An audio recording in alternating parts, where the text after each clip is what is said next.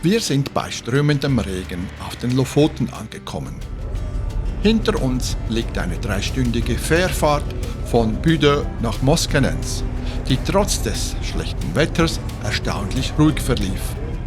Und so begrüßen wir euch mit einem herzlichen Grüezi miteinander auf den Lofoten und damit zum 4. Teil unserer Skandinavienreise. Im letzten Teil sind wir von Kristiansund über Stiklestad und Mo i Rana bis nach Budö gefahren. Falls ihr das verpasst habt, schaut gerne in Teil 3 rein. Leider spielt das Wetter heute nicht ganz mit. Also müssen wir sehen, was sich aus dem Tag machen lässt. Die Überfahrt von Budö nach Moskenens liegt bereits hinter uns. Unsere heutige Tour soll in O beginnen und uns bis nach Svolvær führen.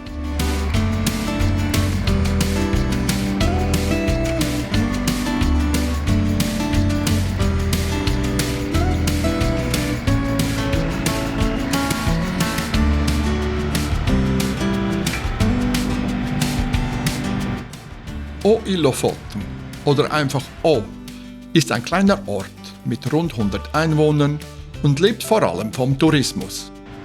Bekannt ist er als den Ort mit dem kürzesten Namen der Welt, auch wenn er sich diesen Titel mit einigen anderen teilen muss. In O befindet sich das norwegische Fischereimuseum sowie das Stockfischmuseum, das die Geschichte und Bedeutung des Stockfisches für die Lofoten und Norwegen erzählt.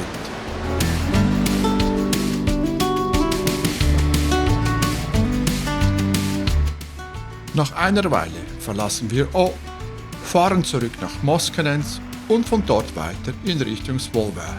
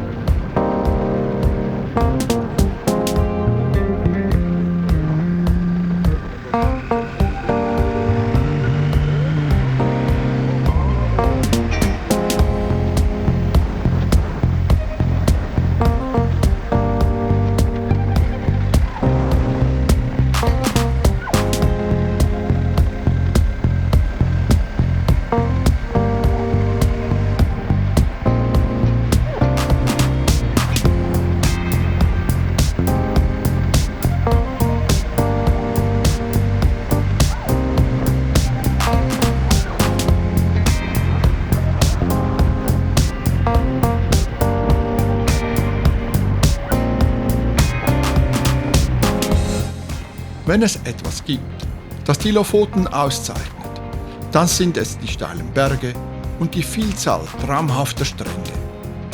Am Ende der Straße FV 806 liegt ein kleiner Parkplatz, von wo man einen schönen Blick auf den einsamen Strand von Jüterstrand hat. Selbst bei Regen ein wunderschöner Anblick. Etwas später erreichen wir den wohl bekanntesten Strand der Lofoten, den Hauglandstranda. Eingebettet zwischen mächtigen Bergen mit weißem Sand und kristallklarem Wasser zieht er in der Hochsaison unzählige Besucher an. Heute, bei diesem Wetter, verirren sich außer uns nur wenige hierher. Der Parkplatz wird derzeit stark erweitert, was künftig wohl noch mehr Touristen anlocken wird.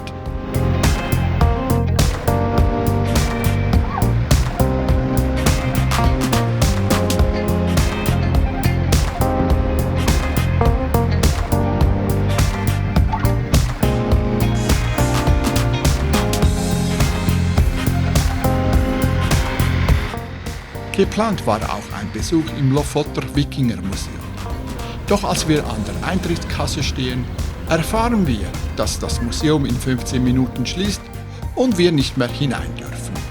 Im Eingangsbereich gibt es zum Glück ein Café, wo wir uns kurz aufwärmen und ein warmes Getränk genießen.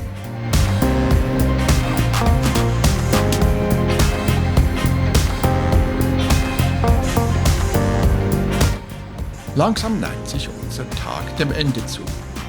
Kurz vor Solwar fahren wir in Kabelvåg an der imposanten Vågan-Kirche vorbei und erreichen kurz darauf unser Ziel. Am Hafen beziehen wir ein gemütliches Appartement und lassen den Abend mit lokalem Sushi und einem kühlen Bier ausklingen.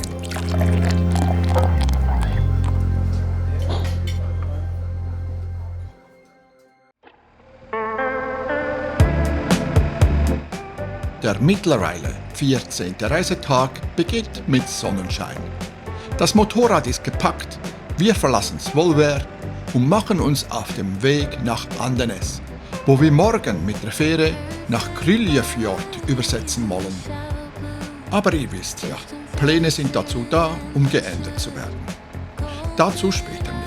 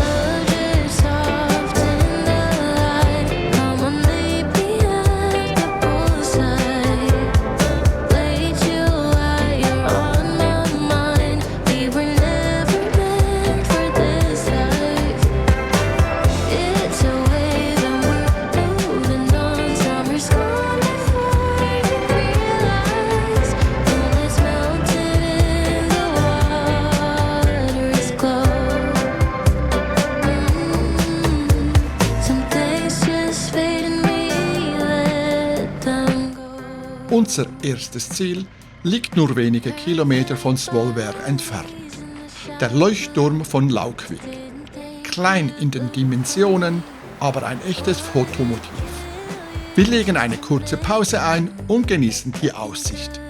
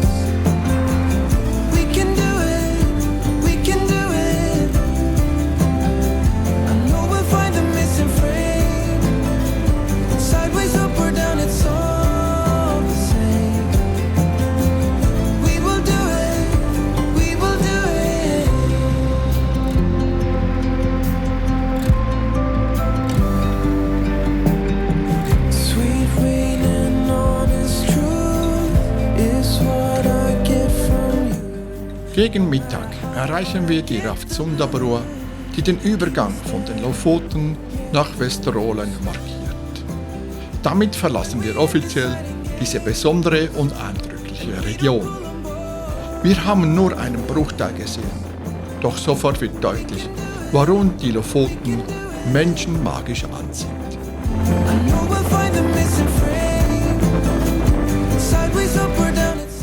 Am Strand von Siegerfort finden wir einen schönen Platz für unsere Mittagspause und lassen die Drohne in den Himmel steigen. Don't leave already. Oh no, no, I'm not that steady. Don't go too far now.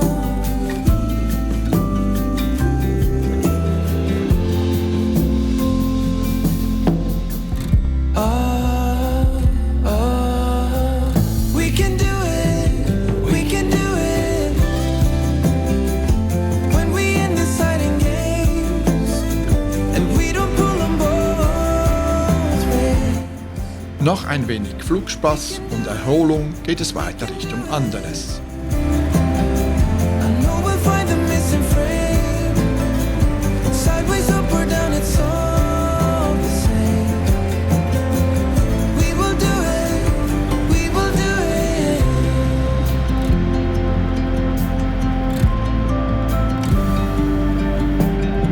Sweet rain and honest truth is what Um zur nördlichsten Insel Westerolens zu gelangen, überqueren wir die 750 Meter lange Andoja-Brua, die die Inseln Andoja und Hinoja miteinander verbindet. and we don't pull them both ways. We can do it.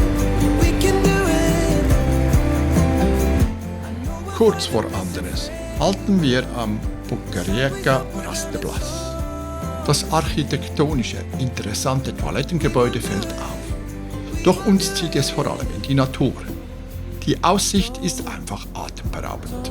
Leave already. Es ist kurz nach 3 Uhr nachmittags, Zeit, den weiteren Verlauf des Tages zu planen. Geplant war eine Übernachtung in Andenes, doch die verfügbaren Unterkünfte überzeugen uns nicht. Also überlegen wir, ob wir bereits heute nach Grüljefort übersetzen sollen. Eine Fähre würde um 17 Uhr ablegen. Kurz entschlossen machen wir uns auf den Weg zum Fährhafen und treffen dort auf einen Schweizer Motorradfahrer, den wir heute bereits mehrfach auf der Strecke gesehen hatten. Und siehe da, wir sind die einzigen Motorräder an Bord. We can do it. Mittlerweile haben wir für den Abend in Grüljefjord ein ganzes Haus für uns gefunden. Gemütlich am Fenster sitzend beobachten wir das Ablegen der Fähre, die uns in etwas mehr als 1,5 Stunden hierher gebracht hat. We will do it.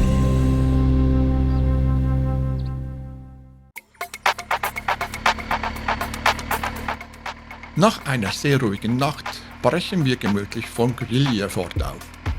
Die Sonne strahlt vom Himmel und es sieht so aus, als würde sie uns den ganzen Tag begleiten.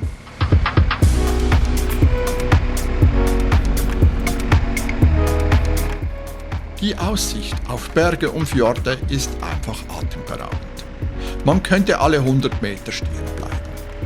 Kein Wunder also, dass wir nach nur einer halben Stunde Fahrt in Hamm eine erste Pause einlegen.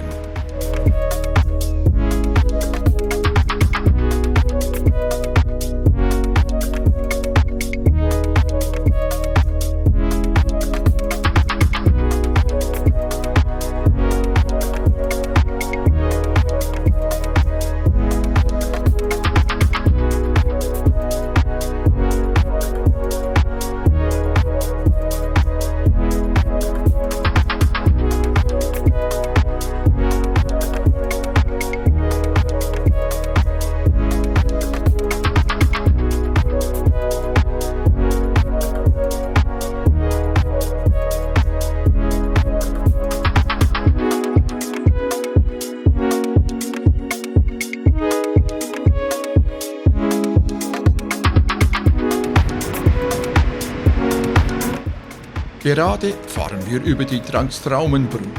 Zeit, euch unseren Tagesplan vorzustellen. Von Grüljefjord führt uns die Route entlang der Küste nach Tromsø. Eigentlich hatten wir geplant, mit der Fähre von Bottenham nach Brensholmen zu fahren, was kürzer gewesen wäre. Da die Fähre jedoch erst in 3 Stunden ablegt, entscheiden wir uns spontan, die Strecke über Land zu nehmen. Zeit haben wir ja genügend.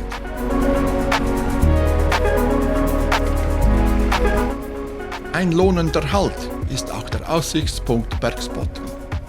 Von hier eröffnet sich ein grandioser Blick über den Fjord und die umliegenden Berge.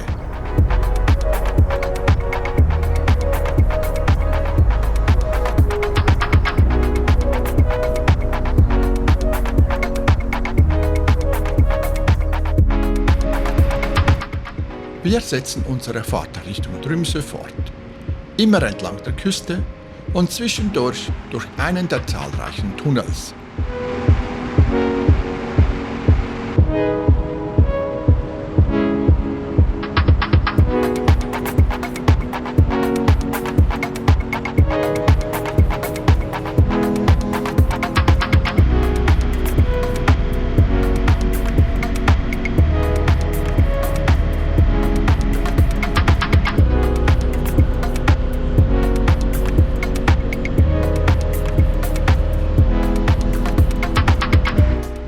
Im Landesinneren hat sich die Landschaft merklich verändert.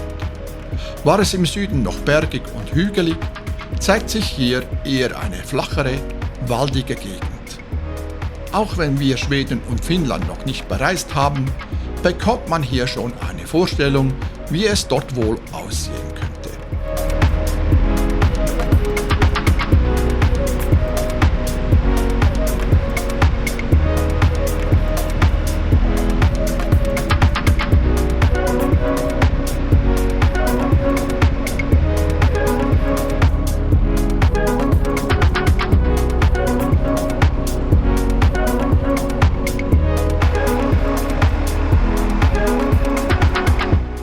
Am frühen Nachmittag erreichen wir Tromsø. Für die nächsten 2 Nächte haben wir hier eine Wohnung gemietet und planen morgen, die Stadt ausgiebig zu erkunden.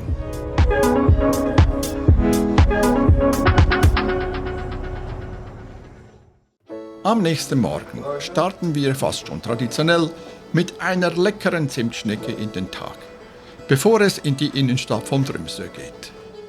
Die nördlich des Polarkreises gelegene Stadt gilt als Tor zur Arktis und besticht durch ihre malerische Lage zwischen Fjorden und schneebedeckten Bergen.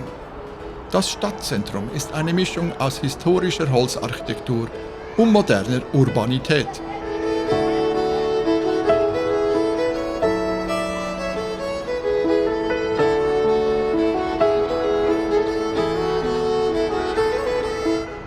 Vom Hafen aus hat man zudem einen herrlichen Blick auf die umliegenden Berge und das Meer. Die Tromsøbrua ist eine elegante, 1036 Meter lange Bogenbrücke, die das Stadtzentrum auf der Insel Tromsøya mit dem Festland verbindet. Sie wurde 1960 eröffnet und gilt als eines der Wahrzeichen der Stadt. Über die Brücke gelangen wir zur Eismeerkathedrale, erbaut 1965, deren modernen Architektur von Eis und Schnee inspiriert ist.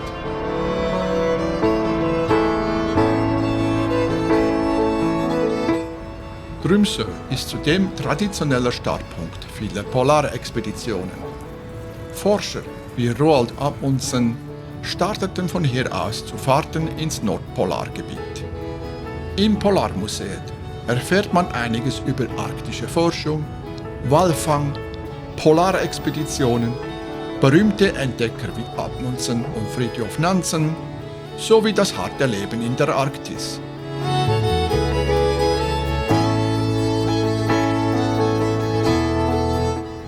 Einen Besuch wert ist auch das Trollmuseum am Hafen, das sich ganz den Trollen und Geschichten aus der nordischen Mythologie widmet. Den Tag lassen wir bei einem hervorragenden Abendessen ausklingen mit Spezialitäten vom Rentier und Elch, inklusive einen tollen Blick auf den Hafen. Damit schließen wir dieses Kapitel unserer Reise ab. Im nächsten Teil erreichen wir das Nordkap und es wird nochmals bitterlich kalt. Wenn ihr also wissen wollt, wie es weitergeht und euch dieses Video gefallen hat, abonniert unseren Kanal. Gebt uns einen Daumen hoch und schreibt uns einen Kommentar. Wir freuen uns darauf. Wir sagen Tschüss und bis bald.